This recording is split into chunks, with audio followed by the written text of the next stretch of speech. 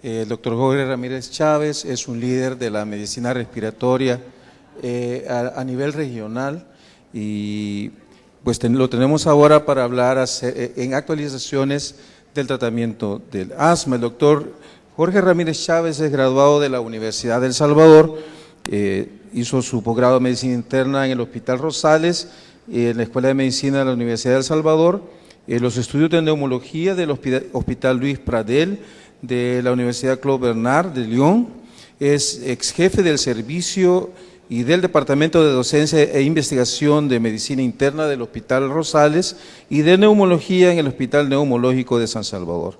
Expresidente de la Asociación Salvadoreña de Neumología, ex catedrático de la Facultad de Medicina de la Universidad de El Salvador y de la Universidad Evangélica, y además es el representante de El Salvador en la formación de GINA Mesoamérica. De hecho, entonces tenemos de primera mano la información de lo que se está haciendo actualmente en asma. Doctor Ramírez Chávez.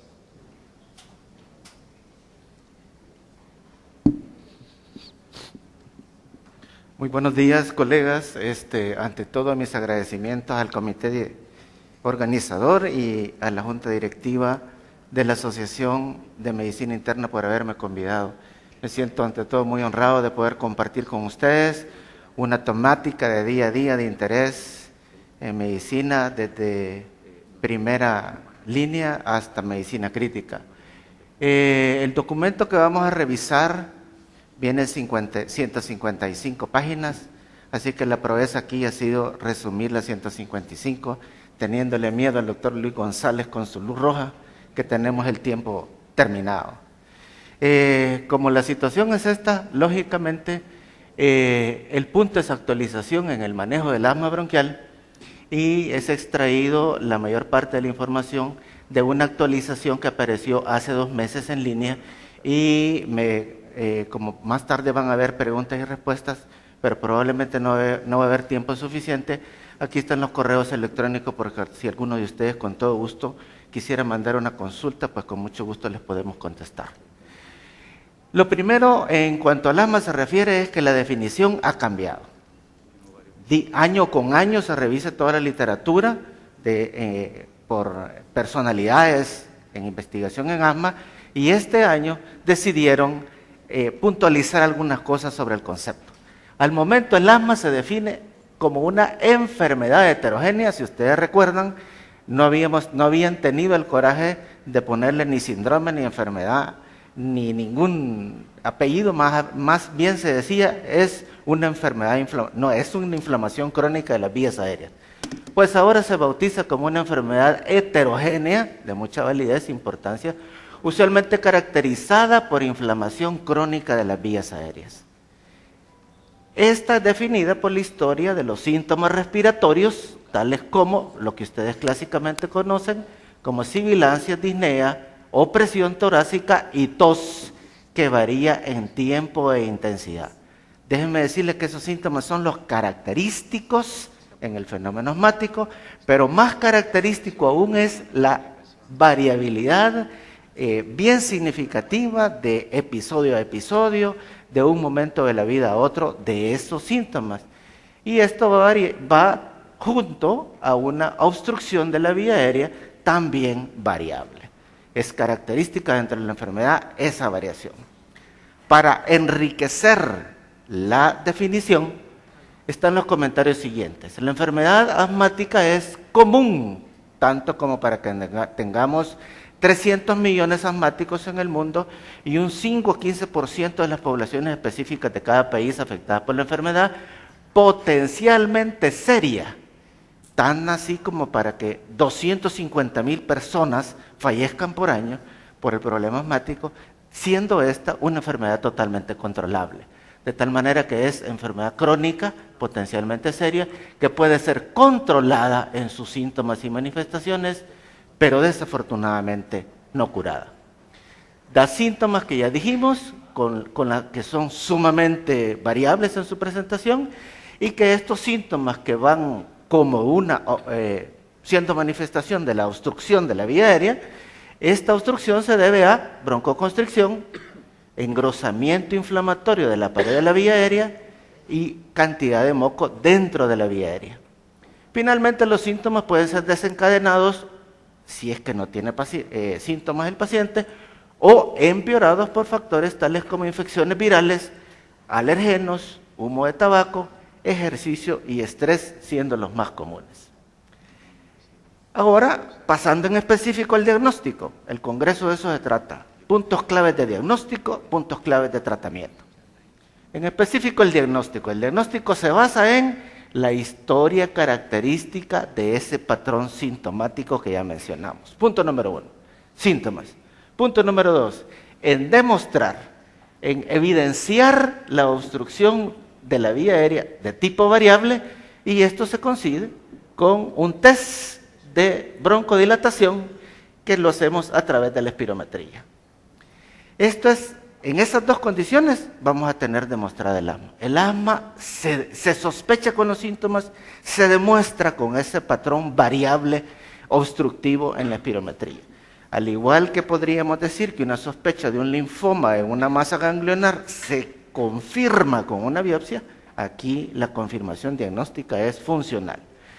Esa evidencia que se documenta en el paciente, en los expedientes, debe de quedar claro, clarísimo, porque si solo tenemos un diagnóstico clínico de asma, el paciente sería afortunado, porque en el medio latinoamericano existen muchos diagnósticos de broncoespasmos, o bronquitis inespecíficas, o hiperreactividad bronquial, y al final, si no tenemos el diagnóstico específico de asma, el riesgo es que los pacientes tengan un tratamiento inferior al que necesitan, o al revés, que tengan un superior con los riesgos de los efectos secundarios.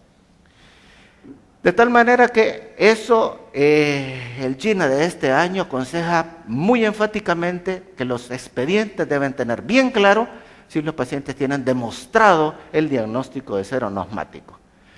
Esto debe de hacerse de forma preferente antes de comenzar el tratamiento antiinflamatorio. Desde el momento que existe la sospecha clínica, hay que intentar hacer la investigación espirométrica, porque a menudo es más difícil confirmar el diagnóstico después de que el tratamiento antiinflamatorio haya sido comenzado.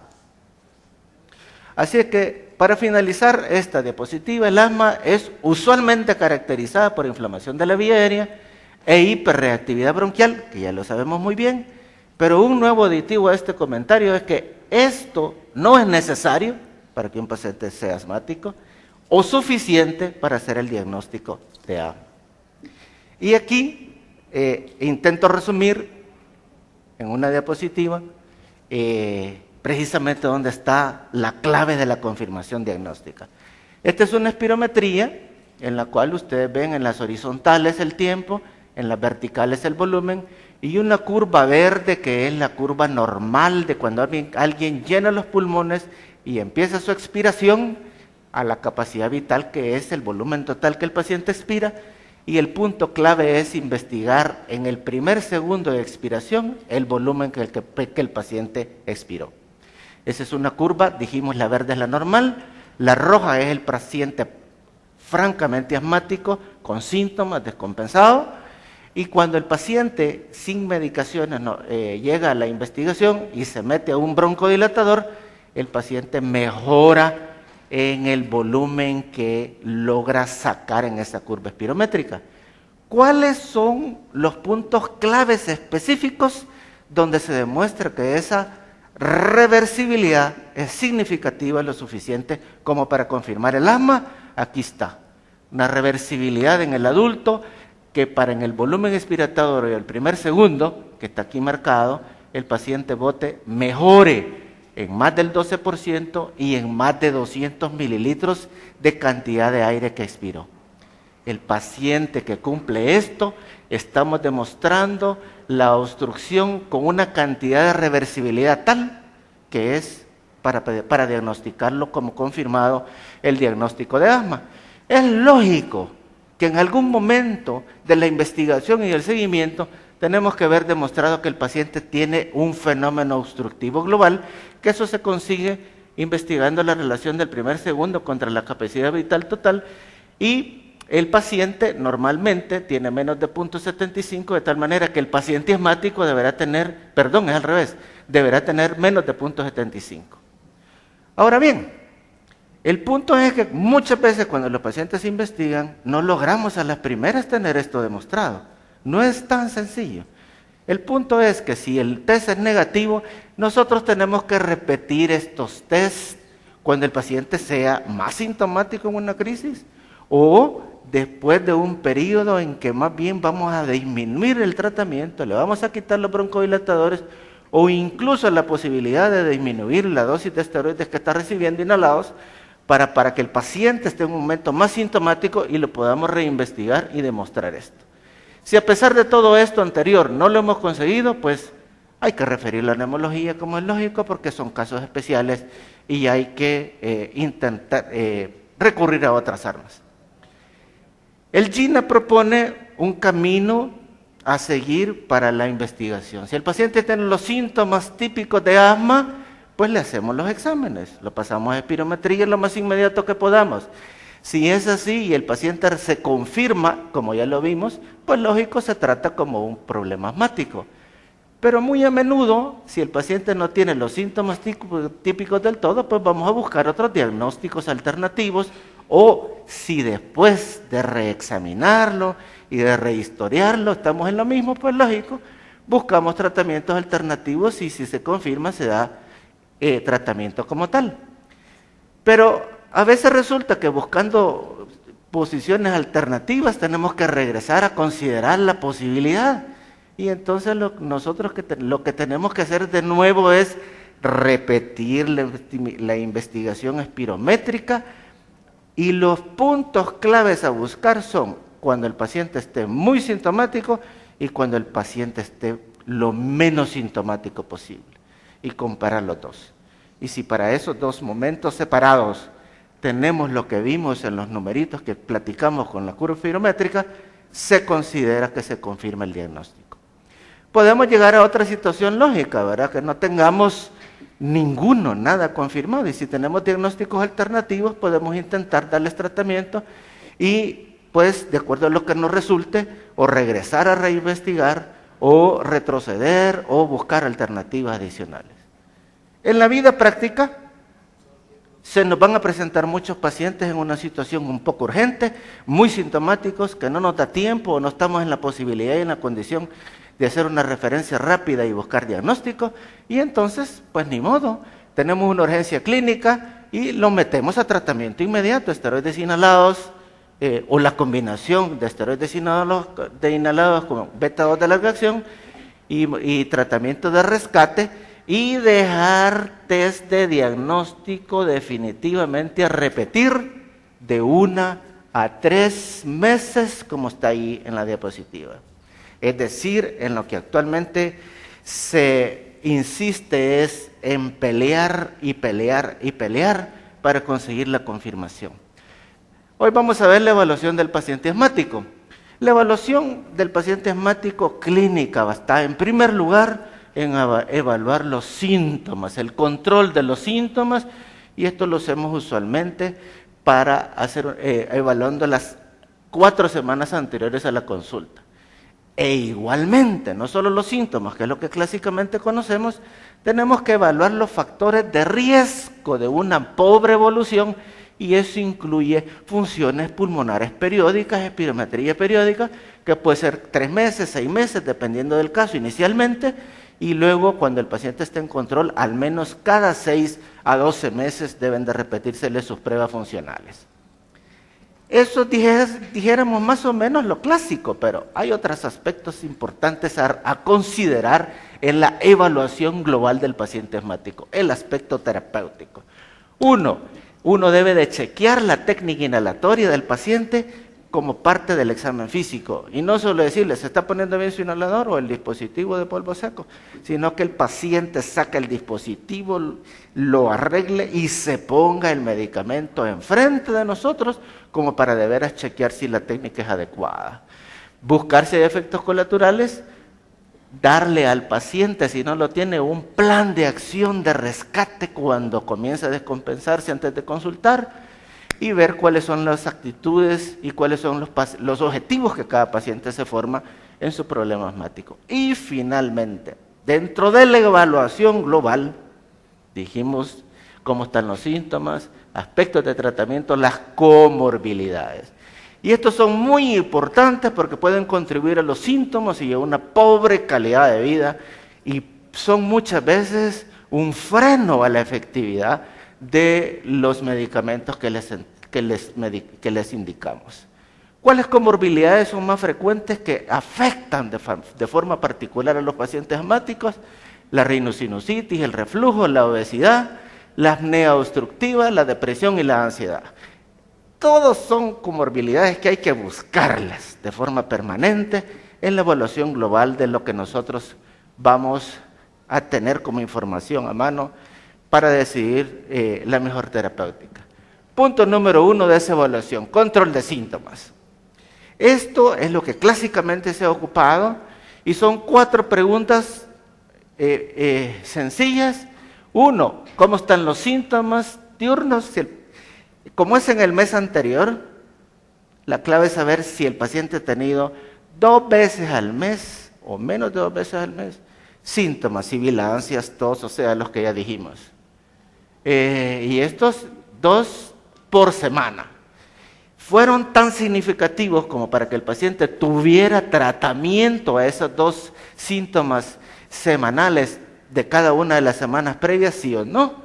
Y luego si el paciente tiene despertares nocturnos por el asma y si tiene alguna limitación de alguna actividad del asma.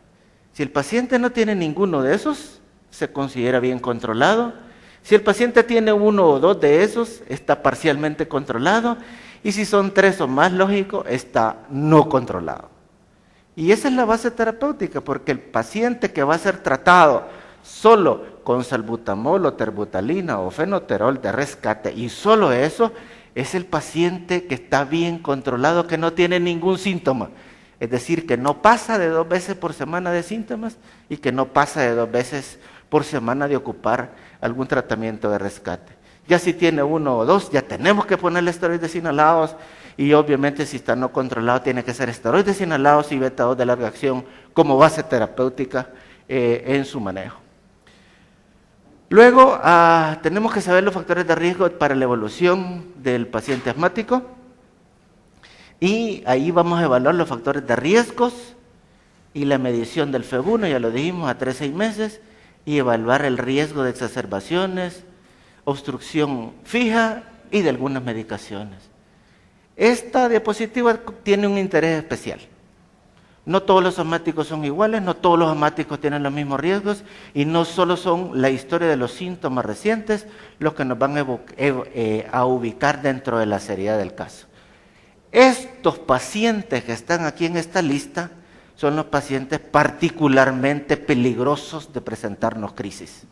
Son aquellos que tienen historia de alguna intubación y ventilación mecánica, síntomas que están no controlados de forma permanente antes de consultar, que hayan tenido 1 o más exacerbaciones en el último año, que tengan un FEV1 bajo, que tengan técnica inhalatoria incorrecta o que tengan pobre adherencia, que los pacientes no estén cumpliendo sus medicaciones, que sean fumadores, y si son obesos, embarazadas, y si tienen eosinofilia sanguínea. Todos esos son factores especialmente que tenemos que tener en cuenta porque nos ponen a los pacientes de alto riesgo. Hay algunos pacientes que conforme van pasando su vida con su asma, van desarrollando una obstrucción que se va volviendo fija, que ya no es como el asmático joven, que revierten y se normalizan totalmente en síntomas y en función. Y los que están en particular riesgo de hacer eso son aquellos que no tienen esteroides inhalados como base terapéutica, que son fumadores, que tienen exposiciones ocupacionales o que tienen el patrón fenotípico de ser expectoradores crónicos tosedores, o aquellos que también tienen eosinofilia sanguínea. Y finalmente hay factores de riesgos de efectos secundarios, especialmente aquellos que tienen uso de esteroides frecuentes orales o que tienen alta dosis de medicación de los esteroides inhalados. En la vida práctica, en la medida vemos a los pacientes y los seguimos y los tratamos, nosotros nos podemos encontrar en puntos que el paciente no mejore. ¿Qué es lo que tenemos que hacer? Bueno, primero, de nuevo, lo primero recomendado, si el paciente está no controlado o será de asma severa. Lo primero es chequear cómo está la técnica inhalatoria y perfeccionarla con el paciente. Lo segundo es si está confirmado o no el diagnóstico de asma, si no será otra cosa peor o diferente y la terapéutica que estamos decidiendo no es la adecuada.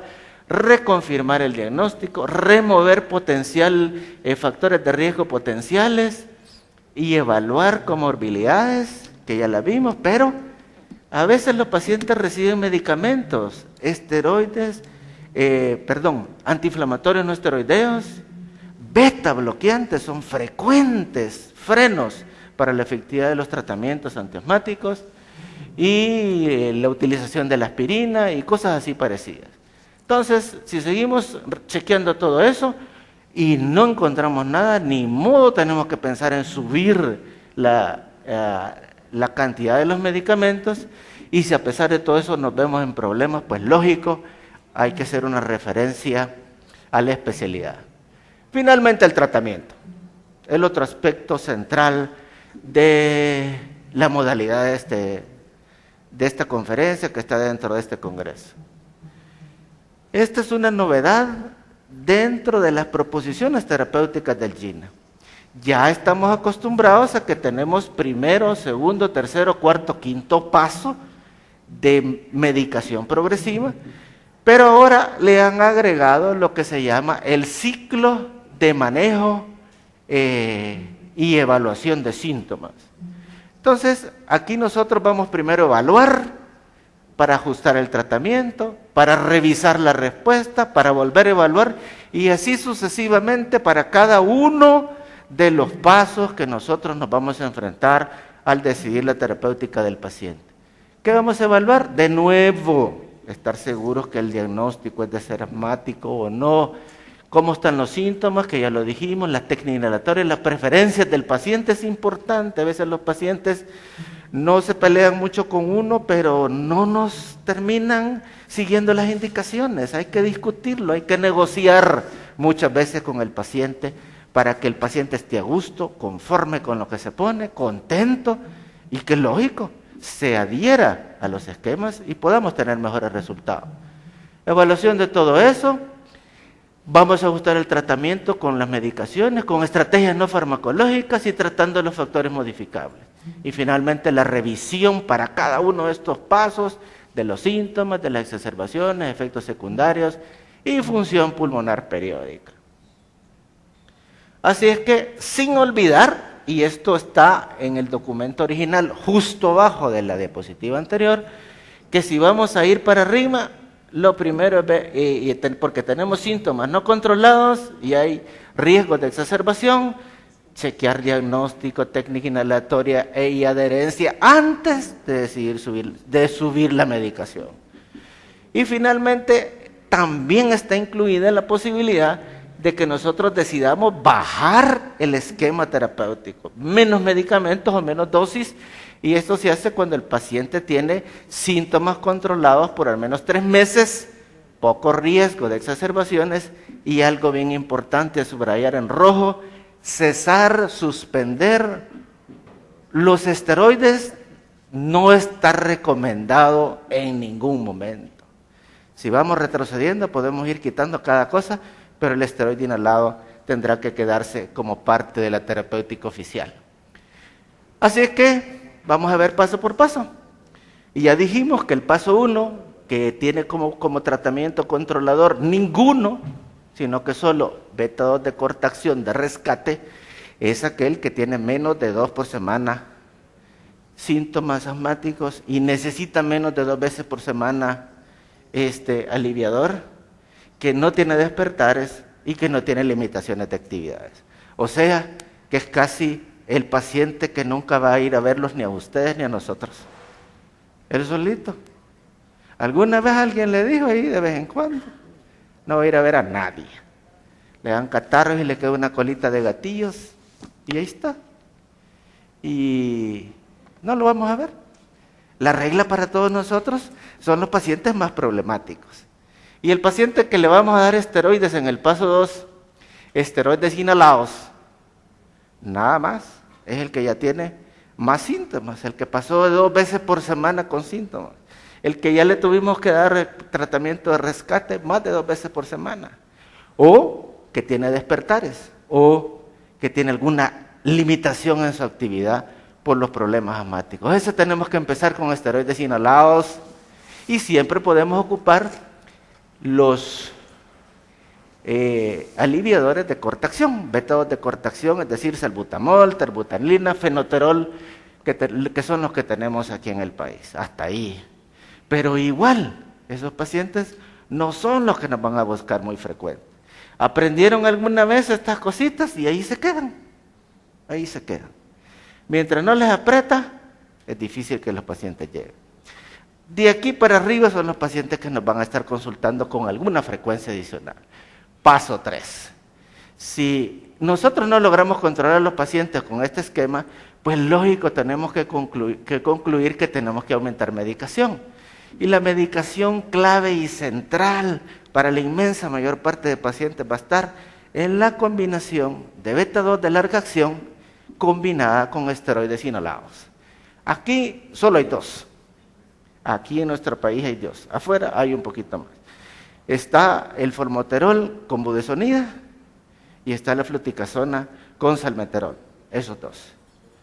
Se suponía que íbamos a tener en algún momento no lejano formoterol con mometasona, pero todavía está en el camino. Entonces nosotros en el paso 3, ese es el tratamiento controlador, el esteroide a baja dosis y el de rescate, importante en esta fase 3, el de rescate va a ser,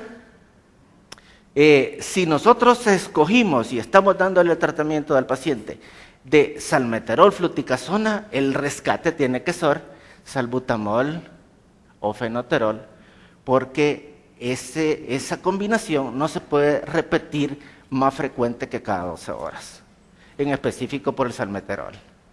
Pero si nosotros estamos en el siguiente paso, porque el paciente no lo hemos podido controlar, y lo tenemos con esteroides inhalados y beta-2 de larga acción, ya con dosis mediana y alta, que con eso vamos a terminar la plática más tarde, y el paciente necesita medicación de rescate, aquí la cosa cambia de una forma bien interesante. En primer lugar, el rescate va a ser siempre esteroide inhalado formoterol, y que solo hay 2, budesonida formoterol y beclometasona formoterol, que nosotros no tenemos. Entonces, para este paso, el medicamento de combinación de escoge es budesonida formoterol, y ese mismo de rescate. Para el paso 4 no es como en el paso 3, que podía ser cualquiera de los 2.